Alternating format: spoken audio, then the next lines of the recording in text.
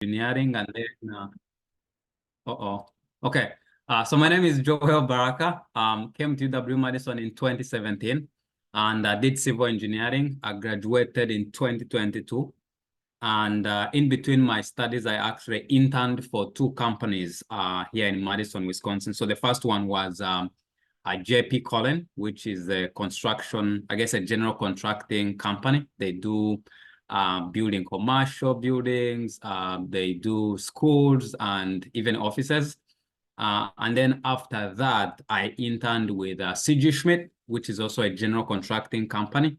And actually, when I graduated, I ended up going to work with CG Schmidt full time. And actually, right now, I'm still working with CG Schmidt as their project engineer. And over the course of the 2 years, I've been able to work on two projects with CG Schmidt. The first one was a performing arts center in Wisconsin Dells. So I used to live in Madison every day and then go to the Dells for construction. And then right now, we're building a church, a monastery over in Hollandale, which is, I think, southwest of Madison. And so, yeah, right now I'm still at CG Schmidt. Pretty much immediately I graduated, I went full-time into the working industry. That's a little bit about me, and I'm sure I'll be able to share more things as this event goes on. Thank you. Thank you, Joel. Next, we'll have Tap. Sure. Hi, everyone. I graduated from Wisconsin School of Engineering with a engineering background major in 2022. And during the study, I have done an internship with Dell Technologies as a product manager. And once I graduated, I decided to join McKinsey & Company as a business analyst. And that is what I'm doing right now. I'm based in Bangkok office. And that is a little bit about me. Great, thank you, Tab. Next, we'll have Jinwon.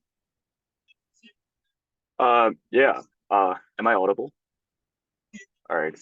Yeah, so I'm Jinwon. I usually go by Jin. And I just graduated from University of Wisconsin Madison last December with a degree in political science and certificate in East Asian studies.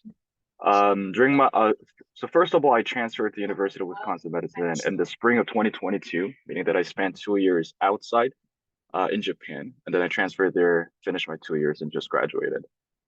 During my time at Japan, I interned with the U.S. consulate, and then after going to Madison, I interned with like different think tanks, Chicago Council of Global Affairs, Council on Foreign Relations, and now at Center for Strategic International Studies at DC.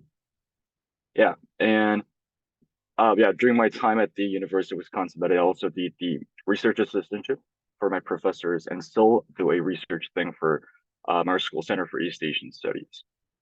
Yeah, this September, I'll be starting my master's as a short-term scholarship program at Tsinghua University, China. And while applying for that program, I can currently prepare for the Gates Scholarship for University of Cambridge. So if anybody is interested in a graduate thing, scholarship thing, international scholarship thing, I will be more than happy to answer. Awesome, thank you, Jin. Next, we'll have Wenyu. Hi, thank you for having me. So, can you guys hear me? Great. My name's Wenyu, but I usually go by Meredith. I just graduated last May with the degree in marketing, supply chain, and operation technology management. I know it sounds like a lot because I graduated from the business school. It's kind of like overlapped major. They have so much shared courses. And now I haven't really officially kicked off my career yet. I'm currently attending a grad school at Northwestern with a program of integrated marketing communication. And back in when I was in undergrad, during pandemic, I was interning for L'Oreal for half a year. And in my senior year, I was also interning for the Wisconsin Small Business Center to like help the small entrepreneur to organize their business structure. It's like a consulting firm. So any question about like grad school or like internship, I'm more than happy to help. Awesome. Thank you all for sharing a little bit about your background. And students, now that you know a little bit more about our alumni, feel free to start thinking of some questions some specific questions that you might want to ask them throughout the panel. Yeah, so I'll start off with the questions first. We received a ton of questions beforehand, so I picked out a couple that I saw more than once just to make sure that we get those answered for the students. So the first question is for all of the alumni on the panel. I am an international student and would like to continue working in the US after graduation. Where do you suggest I look for my first job? Also, would continuing my education allow for more opportunities for me in the workforce in the US? And anyone can start with that. I think I can start with this question. So for this one, right, I'm gonna break down the question into two parts first. The first one is you're saying that where you should start the job if you would like to continue working in the US, right? So for the first part, I would say I would recommend to go for the big company that are ready to sponsor you, because as you know, right, we are on the F1 student visa.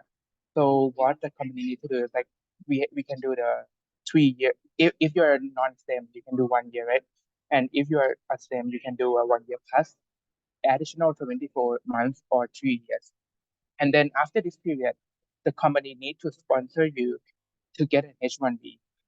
And the reason why I would recommend to go for the big company or the company that have sponsored the international student before, because they are likely to continue supporting that, and that would be super helpful. That okay, if you know, okay, this company already have sponsored international student, they are likely to continue doing that. So that is my answer to the first part of the question. And then on the second part of the question is, if continuation of the study will help you to find the work, right? Is that correct, Ellie? Yes. So that is the question. That's the question, right? So I would say that this I think depend on person by person. I would say continuing education will. I would not say it will help you have a higher chance or not, but it will have increased your opportunity. I would say this because, for example, if you are deciding to take a 1 year master, this would help you to have one more year to find a job, right? But if you can find the job now and you are still deciding whether you're going to go for the job or you're going to go for the master, that that is all totally up to you. Like if you want to do it work now, you can also do it. Or another option is you can work until your work visa done, and then maybe you study at a master, so you can have another work authorization again, and then you can continue doing after your master degree. So that is my answer. Hope this helped. And please let me know if you have any question or need any clarification, or feel free to add for other panels. Yeah, I think I could jump in right now. I think Tap really provided a fantastic answer to the question. I think what my experience could uniquely can tell you is that, so when I was applying for the scholarship and graduate studies, I was concurrently applying for the full-time job here at DC.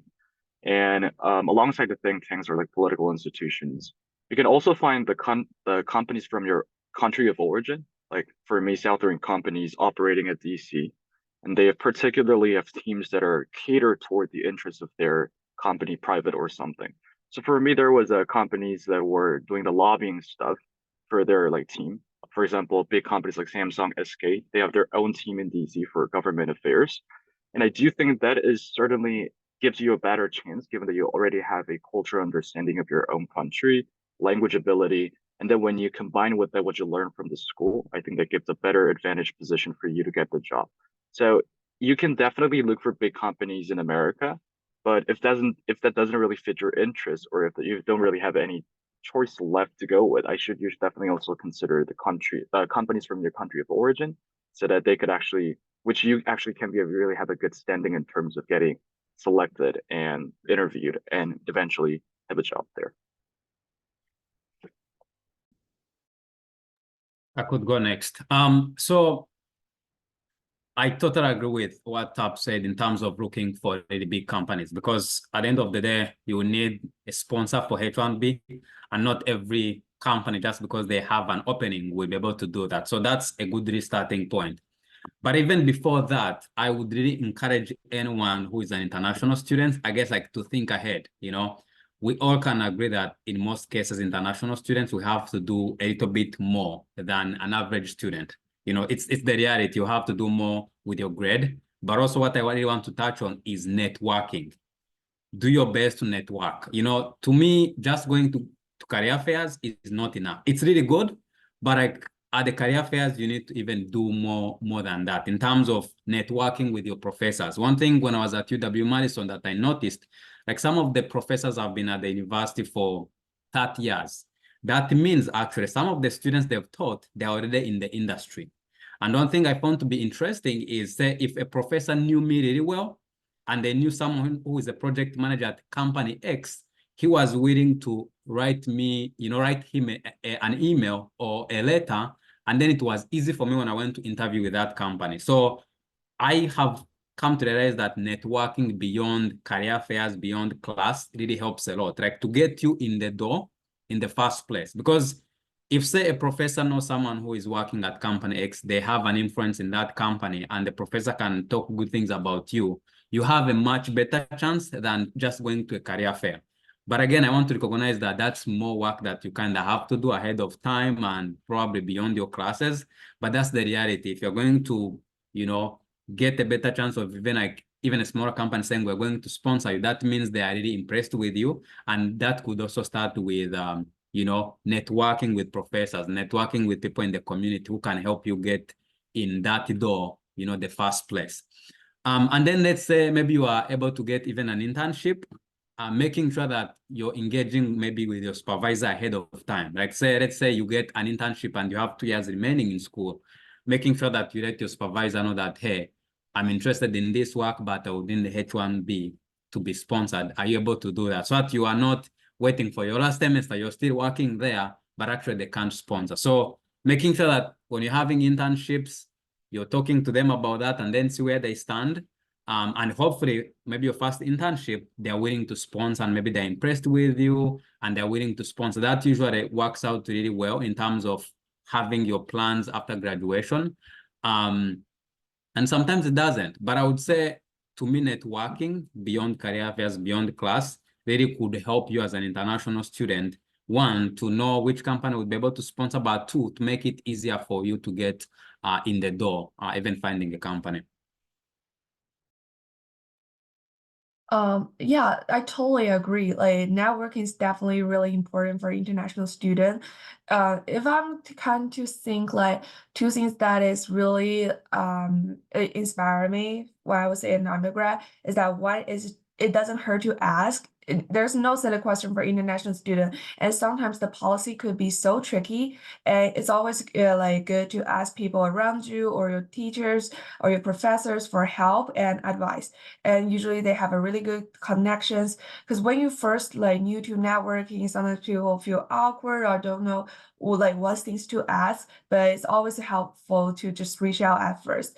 And another advice I got from my professor is that don't work for work authorization. Is that when you're looking for jobs, you still have to take a holistic view of like what kind of career path you would like to pursue. Many people are like, because like finding a job could be hard. It takes months. Sometimes like the whole recruitment process could be frustrating, but still you have to like keep in mind, look at your resume, what kind of job you are looking for and what kind of life you're trying to live. Then you can got to reach out for people who has a resource that going to be helpful for your future. And then you're going to find a job eventually because at the end of the day, you only need one job. Awesome. Thank you all. All right, moving on to the second question we received. It's a couple times. Any advice for coping with the stress of the restricted visa timeline between graduation and finding a job or going to school, applying for school?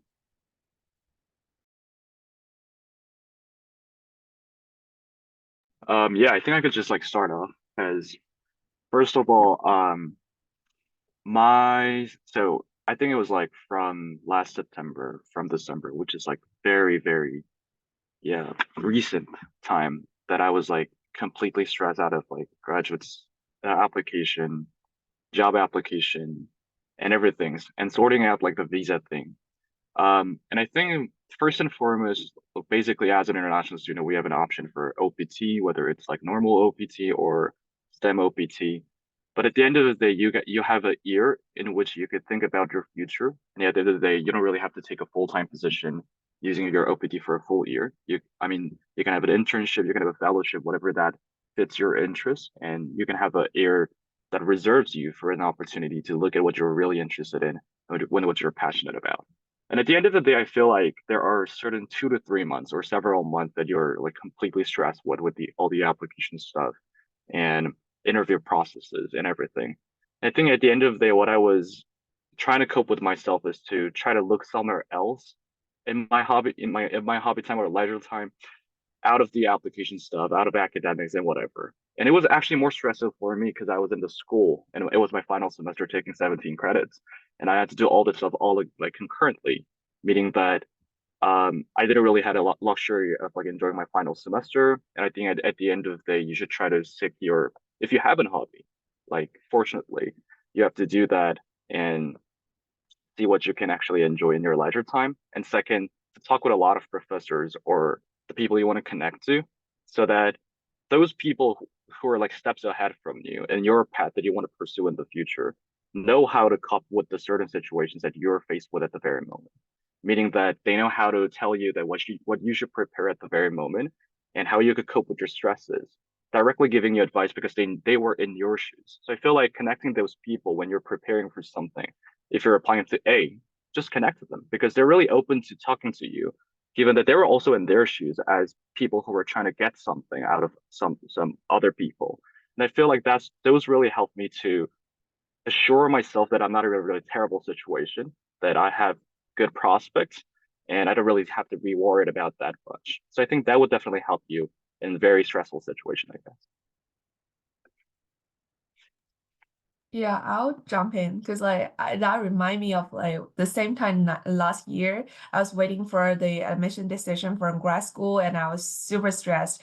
And all friends around me, they're basically on the same page. So we don't want to stress out each other. So we just don't talk about it. And I totally agree with Jingwan that's like kind of distract yourself with some interesting hobby because I remember baking a lot of stuff and I was also picking up Korean just like try to distract myself. What I realized that is that you always got plan B and plan C, and you just kind of have to continue working. Like the time you spend on like stressing yourself out is not going to be helpful. So last year at the same time, I was also trying to get some online certificate, trying to learn stuff that things could be helpful, like how the like outcomes turns out. And yeah, just enjoying the journey and just take stress as part of your life. It's kind of have to internalize it because everybody would be stressed at the same page. Yeah. I can jump in. So I think one of the things I guess that I found to be helpful was again trying to, you almost have like a limited amount of time between visa and finding a job. And then if you have to decide to go back to grad school, it's really short. And again, one thing I really found to be helpful is networking ahead of time. And then hopefully, again, it's not guaranteed, but hopefully by the time you're graduating, hopefully you have a job and then you're just working maybe on your OPT. Or if you decide not to go to, I guess, work, if you even have that job and then you decide not to go to work, maybe you can just work on your grad school. But I think making sure that during those internships, if you are lucky to get one, you're talking about your employer, like, hey, am I getting a return offer?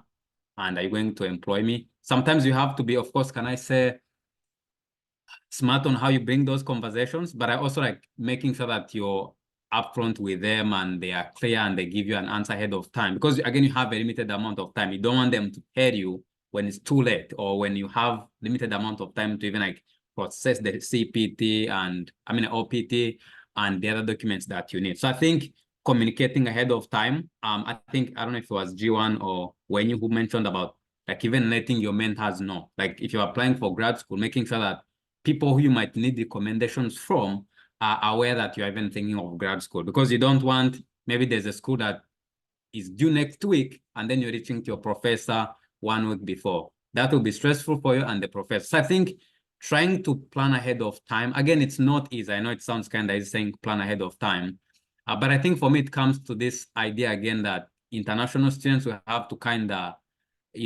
go over some hurdles that an average American, I guess, would not go through. It's again thinking that, hey, I have things to go over and maybe I have to plan ahead of time and then make sure that I have maybe plan A to get a job and then maybe plan B to go to grad school. And then you pace those ones according to, I guess, the timeline. But I think planning ahead, letting your mentors know, letting your companies know if you have an internship and your plans and maybe how they can help you ahead of time would probably help you with stressful, I guess, those stressful times as you're waiting for grad school and waiting for your visa, your work authorization. Actually, I totally agree with you, Joe, that like I think planning a bit of time would help a lot. But I totally understand that sometimes the plan might not be followed or there's anything that might occur. Or even during your plan timeline you might stress, right? So what I would say is that you can stress, but don't let your stress make you like don't let your stress make you like not doing good. Like I mean, you can stress, but you just stress and just go over it. And then another advice that I have is please don't look back on what you cannot go back and revise it. So please remind themselves always that okay, what it had done, if that is the best. So what you can do is please focus on the way forward, on what you can do, what you can do better. And another thing that I totally agree is like always have plan B.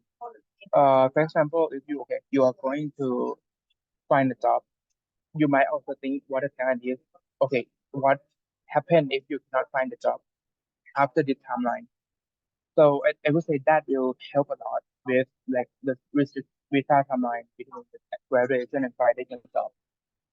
And another suggestion is like please do job finding ahead, like maybe one year ahead. Some people might think it is too early. I would say it's not that early.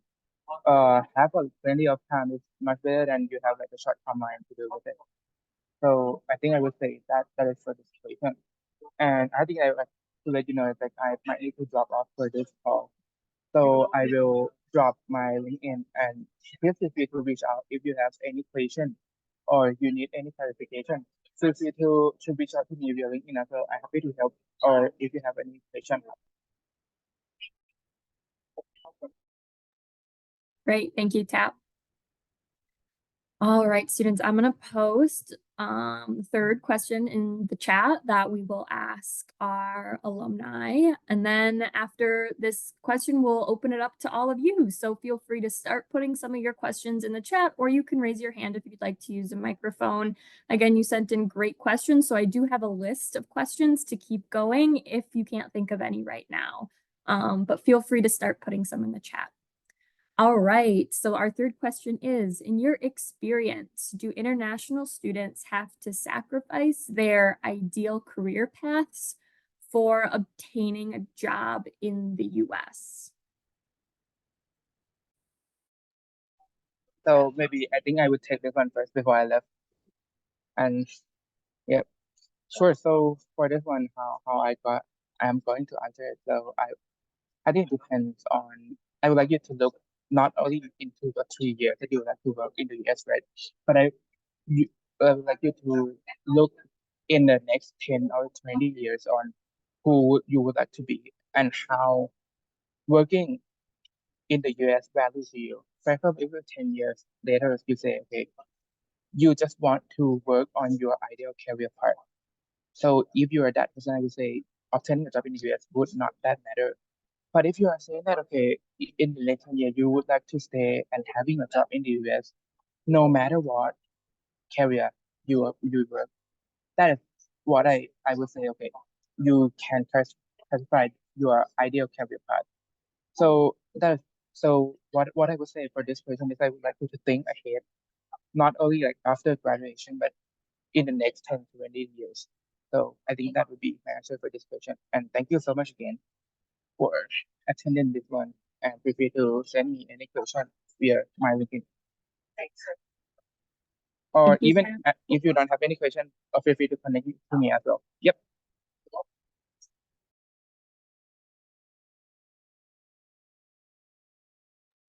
I could go. So I personally have not had to do that, thank goodness, but I definitely know where this question is coming from because, you know, the moment you're probably not seeing any opportunities in your career path, sometimes you're like, okay, should I maybe sacrifice my career path because there's another open position and then do that?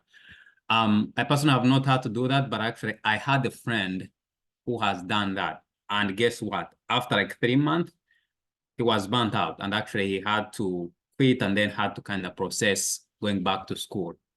And then actually I had another instance whereby I had, she was a lady and she kind of was really desperate to actually get like documents to stay here. So what happened was she couldn't find a job, went to school for 1 year master's, finished, couldn't still get a job. She ended up getting married.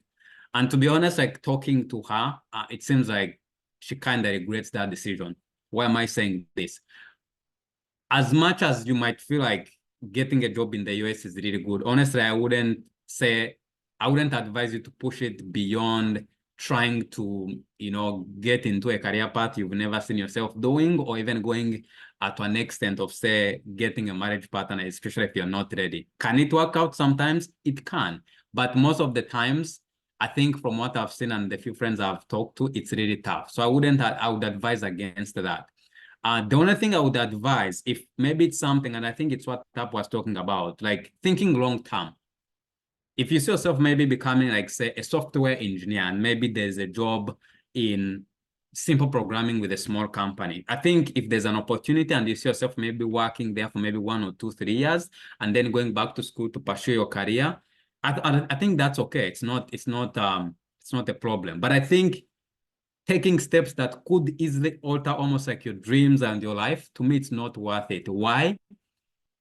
We also need to remind ourselves that even how we got to the US, some of us, it was still hard. Like some of us actually never imagined ourselves coming here, yet it worked out anyway. So I think also reminding yourself that, hey, maybe I need just some time. If it means going back home and then coming back, things will work out. But I would be against taking any steps that could alter your life, like maybe signing up for a different program that you almost can't go back in your area of, you know, focus or career path, or even to an extreme whereby you're even, like, say, getting married for the sake of the visa. I would really be against that.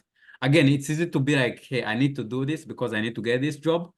It might feel good, I think, for the short plan, but I think later on you might regret those decisions. So I think if it's short term and you're planning ahead for the next 20 years, that's okay, to be honest. We all do that. But you need to be careful of any decision that you take, and they may alter your life or even your career path. Yeah, so dovetailing from what Joel and Tap shared, I feel like, so first of all, I'm an early career professional, and I don't really think that I have that extensive duration or a period of experience that I could like be certain of.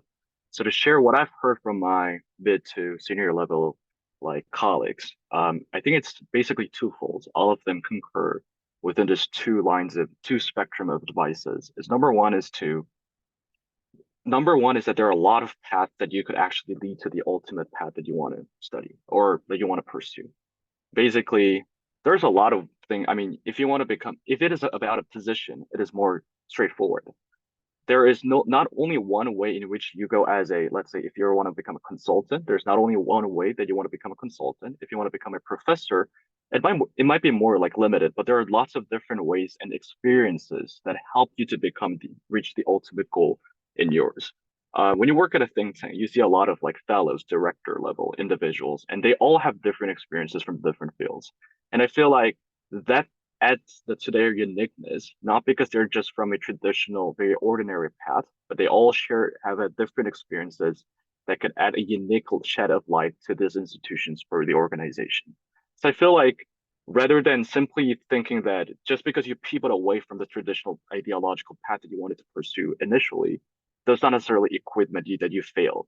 It eventually means that it gives you a more unique perspective, unique experiences And I feel like that eventually make you stand out in the future. The second is that even if you're in the field or even if you're in a job that you don't really want to pursue initially, I think there is something to learn. Especially there are some of the functional skills that only that position could tell you, or only that position could educate you. For example, if you are interested in the field A, but at the end of the day, you got field B, you still have a connection. If it is, I mean, like, I'm not speaking generally in terms of like different fields, but in terms of like international affairs or political science, there's something that's already always interconnected, and there's always something to learn, even if it's administrative skills, intercommunication skills, or whatever. A lot of experiences tell you and give you certain unique experiences that you can otherwise not pursue. So, I mean, unfortunately, if you have to bend what you wanted to do, if you have to give up and choose the more practical choices for your life, I do think they will also give you some kind of learning lessons that eventually help you to reach the ultimate path that you want to pursue in an eventual or long or far future. Thank you, Jinwen. I feel like I learned a lot myself. So actually, for grad program, before coming here, they asked me two questions. It's like, what's your short-term career goal and what's your long-term career goal? And for my interview, I said like, now I have set up a plan for myself. Like if I have not changed my mind after this program, or there's nothing updated there, I feel like I didn't pick up something new from the program. It's like you're kind of embedding your own experience to your ideal career path, but your ideal career path, the whole thing is so ideological. Many of the positions that people are like working for doesn't even exist 5 or 10 years ago because this world is so dynamic. And just jumping back to the question, like, do international students have to sacrifice their ideal career paths for obtaining a job in the US? I would say, like, instead of thinking what's your ideal career path, I would be more focusing on what's your ideal like lifestyle, what cities you like to live, what kind of like job or like work-life balance you're looking for. And just like to think about that, there's so many opportunities here and also somewhere else. So if you like tend to stay in the US, you kind of have to work for the authorization, you kind of have to go through all the kind of stuff. Those like things you give up is all like the opportunity cost for the ideal lifestyle you're like pursuing. And yeah, that's what I'm thinking before starting finding a job here. Awesome, great. Thank you all. So I received a question here. I'll post it in the chat. All right, so in your experience, are employers generally aware of the CPT, OPT, and visa regulations? Would it be to the applicant's benefit to speak with the employer about this in the interview? I can start that question because I've been interviewed for internships a couple times because you will need CPT for interview here in the States. And most of the time, small employer, they are more likely to be unaware of those like regulation stuff. But if you're because my application went through the Wisconsin system, they didn't have any student working for them with CPT, but their HR are super supportive and willing to help. And my suggestion, like from my friends, is that always advise a lawyer if you're looking for a full-time job and starting to jump into like the whole authorization regulation stuff. And if you're looking for a full-time position with a big company like we talked about before, usually their HR is aware, and you should bring it up in the interview like before it comes too late.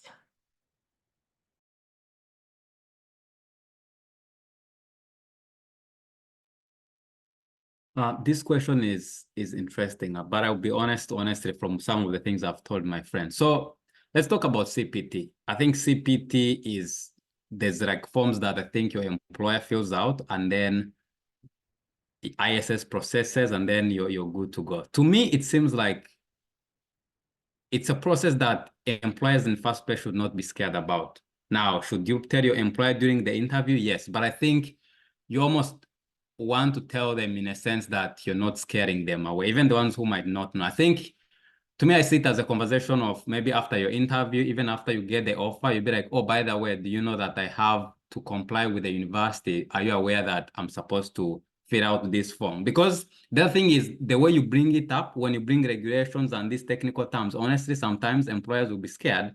But for me, I feel like the OPT, the CPT, I think the OPT was like 450 that you have to pay to process that one. To me, I feel like I would be even willing to pay that rather than losing the 3 years or even 1 year of working. So I feel like it comes down to how you engage your employer. Yes, it's important to let them know, but I think it's very important to kind of think how you want to bring that conversation to them, in a sense that you don't want to scare them away, but then let them aware that, hey, there's these forms that we have to fill to comply with the government. So to me, it kind of comes down to how you let them know, not scaring them away, to make sure that I guess they can help you out, because I guess it's kind of working with them. But I've had friends whereby, depending on how they brought it up, employers feel like, oh, we have to involve lawyer, we have to pay a lot of money, but like CPT and OPT, it's not that expensive. I feel like if you bring it up really well to the employers, I feel like most of them would be willing to at least help you on CPT and then OPT. H1B is a different conversation, because I think even myself, I know that kind of gets expensive, but I feel like if you had an internship, did CPT, you did maybe 1 year of OPT, or maybe if you're STEM, you did 3 years. Honestly, within those 3 years, I think you are able to see where your employer is. Are they even able to sponsor H1B? And I guess, to be clear, I'm not saying you shouldn't let them know, but I think you really need to be smart how you tell them and how you bring it up, being honest, but also like knowing that if you bring it up in a way that, oh, we have to involve the lawyers and this, they might be scared away, especially for the ones who have not yet heard about CPT and OPT. So I guess being careful on how you bring it up to them. I perfectly concur with the previous two answers. I actually, frankly, never had an experience of like having a problem with CPT nor OPT. So I don't think that you should be fully disclosed about the information, and yeah, candid about your status, I guess. Awesome. Thank you all. All right. I have another question here that I will post in the chat. What are some things you wish you had known at graduation that have been valuable in your career journey or academic journey?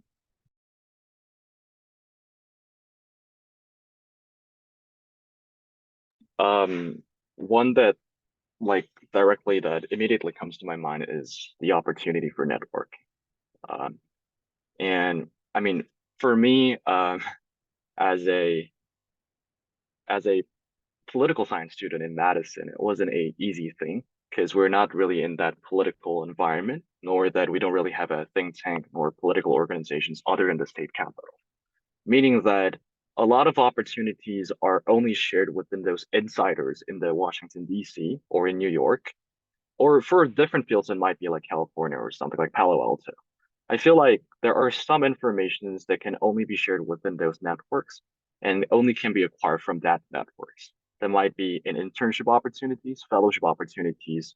And usually if it is a really good opportunity, people really don't really share to their acquaintances a lot. I mean, and I feel like, but there are some people who are above than you, who are like 5 years, 10 years, who are older than you, who are ahead in the career path that you want to pursue. A lot of them are actually very, very serious and very passionate about doing the next generation programs. They want to nurture the next generation. They want to show that, I mean, they want to like educate you or inform you about the opportunities that lie ahead you, because like us, they would also in our shoes, and they also had some opportunities that they feel, or there are some of the advices that they felt so important, but they didn't really know before coming to the field. So I feel like although you're in a Madison, we're in a 21st century, there's LinkedIn, Google, whatever, you can reach out to people. And there are a lot of opportunities, and there are a lot of people who are willing to talk to you, share the information, share how they went into this career field. So I feel like, yes, during the 4 years of study, it's a privilege that you has a status of a student, meaning that a lot of people would like to talk to you because you don't really, because at the end of the day, you don't want to really want to take advantage or capitalize on those people. And they know that they're just like passionate about their career path, and they're willing to talk to you. It can be your university professor, but someone out of Madison, Wisconsin, because they're also willing to very talk to you and help you with envisioning your future.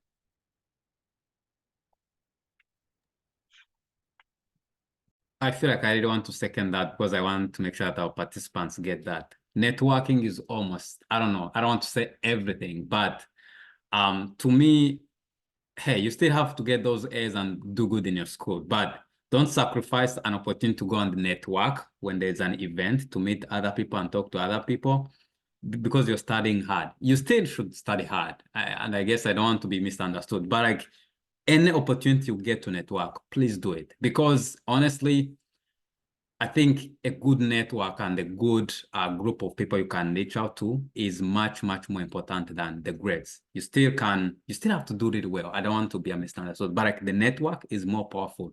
And like Jinwan said, these days, I feel like it's really easy to get hold of people. Like message people on LinkedIn. And sometimes I know, I'm extroverted, so I guess it kind of comes easy for me to reach out to people and connect and kind of comes natural. But even for introverts in the room, will you suck at it for the first time? Yes. But that's the journey. Like if you have to get better at like messaging people and like setting up meetings to talk to them, that's what it will take. It'll take you feeling like, what am I doing? And I suck at this. But it's really powerful, right? And I think after even like practicing here and there, you will get better. And even like one thing I'm learning even in my career, it's everything. When you get in the industry and start working on projects, you realize like having skills to network with people, to talk to people is powerful, because you'll be working on a project and actually you don't know what to do. And someone will tell you, hey, I know A and B worked on a similar project. If you're able to reach out, they will help you. And so you realize that some of the skills you might have learned in college, you will actually use them in the workforce. And so to me, it's like, what a great space to practice on a university student and reaching out to professors, reaching out to like people who are working and asking them questions. To me, I feel like it's a perfect space to kind of practice how to network, how to message people, how to set up calls, because hey, when you start working, you just continue from there. And so Jiwan, on your point of networking, I just want to, I guess, like emphasize that any opportunity you get while in college, network. Any opportunity you see someone on LinkedIn, they're doing something you're interested in, or maybe they have a similar path with you, reach out to them. And what's the worst thing that will happen? They will not reply.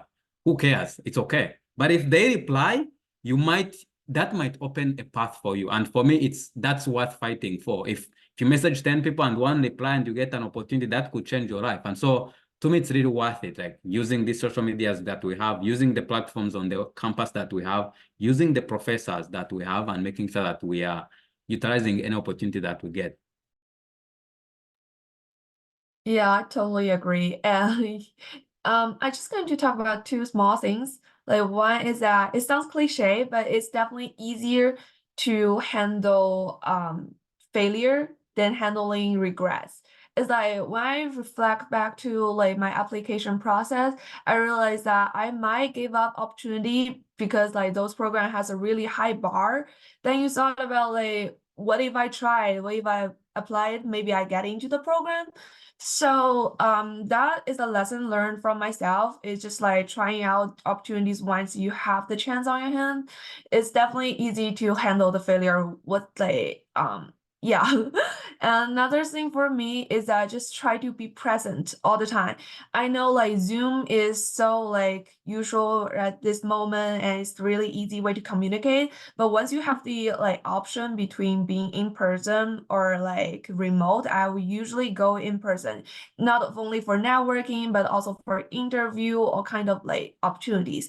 Because for me, when I was interviewing for for Northwestern, I drove from Madison to Evanston because I want to meet the person, meet my interviewer in person.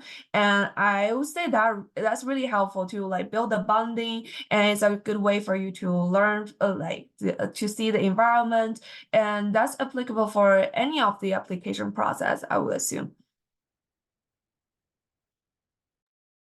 Awesome. Thank you all for answering. All right, so we have a question from an audience member. So I'll hand it over to, Melissa's camera. Hello. Hello. Yeah. Upright. It will be stupid questions, but why did you decide to get a job in US instead of your home country? Because internationals have so many barriers, being abroad. So, but why is there any specific reason that you chose to work in US? And another question is, do you recommend any facilities or programs from Wisconsin school that was very helpful for your job application process? Yeah, I think I could just jump in and start right over. I think it's usually twofold. Number one is mission-driven goals, that you want to do something in the United States and contribute to something. So for me, it was like I could work in South Korea, I could work in Japan, but I think the unique reason why the US was a good like place for me to work is that there's only things that Koreans could contribute and Koreans could do in this field. And even when it's a political science like foreign policy or international affairs field that I'm in, I believe there are things that I could contribute to this field and contribute in building a relationship between the two countries. I think that's a more mission-driven objectives that everyone shares and everyone want to do in the eventual future. In more practical terms, I think it's about opportunities-driven goals, that there are opportunities. It can be salary, it can be positions, it can be about the welfare, or it can be about the benefits that the companies provide to you. And at the end of the day, those might be better than your home country for some. And it actually just like in a very economic terms, it might be just better to stay here and to pursue their like own job prospects here rather than to go back to countries. I think there are a lot of like reasons why people choose to work in foreign countries. And I feel like for me, it was like those twofold.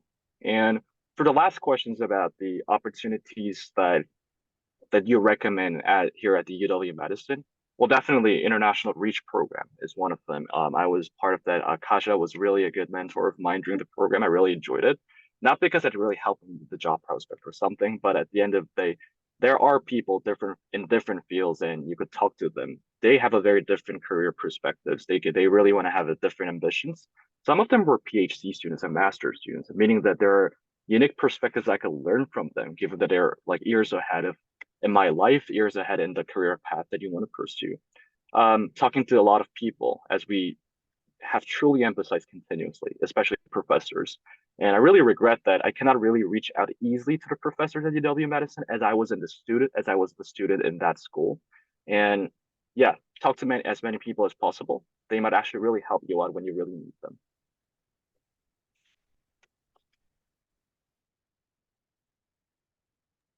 I can take the question from here. Is I I will be graduating this December. So at this moment, I'm actually planning ahead to like see what job opportunities are on the market and how the recruitment programs like rotate and goes on throughout this year. But the reasoning for me to find a job here versus like my home country, China, is that I've been here for 4 years and I'm curious about like what it would take me to stay here. It's just like there's always a plan B. I can always go home. Like I can find a job in China. I don't need to like apply for a work authorization. I can take a gap year. But it's just kind of curious me about like what my undergrad and graduate experience would take me from here. And I know it would be definitely harder to find a job. Maybe it pays better, but I will be paying higher tax. But it's a decision for everybody, and you have different like metrics you have to evaluate. But for me, it's definitely like just trying out and just to experience here in United States. And for the programs from UW Madison, I think all the major department, they have like a major specific career teams kind of stuff. Because for me, while I was like doing marketing and supply chain program, the Granger Center, they have like specific like a career service for the supply chain major. And for that department, they would know what the skills you could apply and what kind of positions that are going to fit best for your talent and interest. And I would definitely suggest you to like look for your own major department and see what opportunities are listed there. Yeah, I definitely agree with what my colleagues just said here. For me, in terms of, I guess, why did I decide to work in the US? It's part of when you said, I knew I always can go home. You know, it's a one-time opportunity. When you come as a student there, you get to, I guess, fight for that opportunity to work here. So I think I was excited to kind of try that and then see if I can get it. But also I come from Uganda, and clearly like the construction industry or the infrastructure industry in the US is much more booming than in Uganda. So that means there's a lot of things I can learn. And I've seen that like some of the work that I do, I feel like it will probably take me like 5 years to be able to do what I'm doing. Yet like here, I feel like, you know, I get to work on that like within 1 or 2 years of my career fair. So there's also an opportunity for me to grow my career much faster. And whenever I decide to go back home, I could go with more knowledge, with more experience. Rather than if, say, I had graduated and then went back home. The other thing is the education system is a little bit different. Does it really matter? I don't think so. But when you come from the US and that someone say who has graduated from Uganda, there's a way you kind of treated differently. And so for me, I figured getting experience and then going back saying, hey, I've worked on these projects would make more sense rather than coming with just a degree. And then I guess programs I would recommend, it's what Juan said. I think I really tried to get in programs that could help me grow as a person and kind of get to meet people. Like I was also part of the ISS program, the REACH program. I worked with the African Studies program, which I feel like was kind of specific to me, I guess.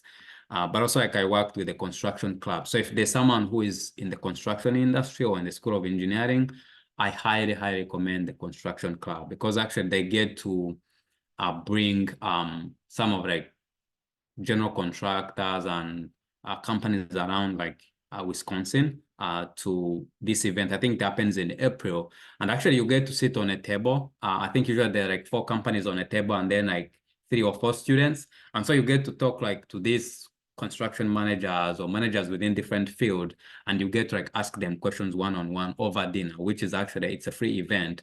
And it's really neat. It happens once a year. And I found that to be very, very helpful in terms of like connecting with people in the industry, asking them questions, compared to like a career fair whereby like sometimes you're rushed. So if you're in construction or in the School of Engineering, I would highly recommend a construction club.